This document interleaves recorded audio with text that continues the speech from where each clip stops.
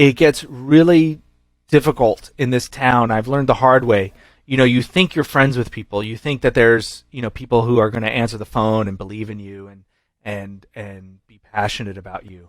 But things get really interesting when you do a few projects in a row that don't make a lot of money, and all of a sudden they don't know you anymore. And that is something really interesting about this town. Or you're up for a project somewhere and they say to your filmmaker, "Oh, you can't hire Joe. We want you to hire this person who's more hot right now, or this person who just got nominated." Right. And that I think is the most difficult part of what we do, because it hurts. Like, you are striving, at least for me, I'm striving for great art. And that has nothing to do with awards, box office, honors, whatever, income, royalties, whatever. What I'm striving for is making something really great. But then the gatekeepers to making those great things are being driven by the business.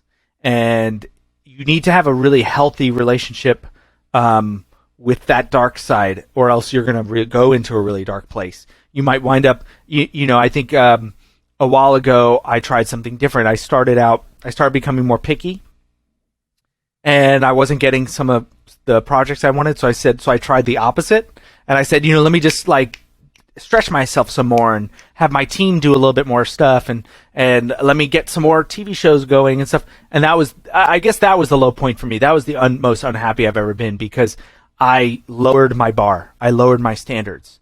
And I feel like I did some damage to my reputation, and because all of a sudden I was doing really low bar stuff. So it's taken me a long time, but I feel like I've built the bar back up where it's like Joe does things of a certain quality.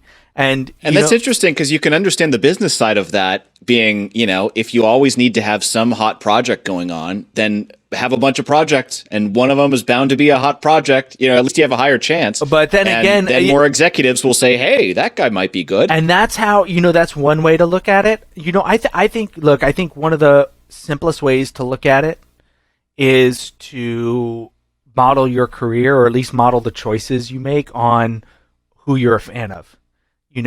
So there are some composers who do a dozen TV shows a year, and if you're a fan of that, if that's what you want to do, they make a lot of money. They make more money than I'll ever make.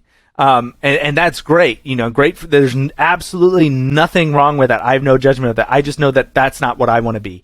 And so I drive my career into a certain place. Who do you model your career after?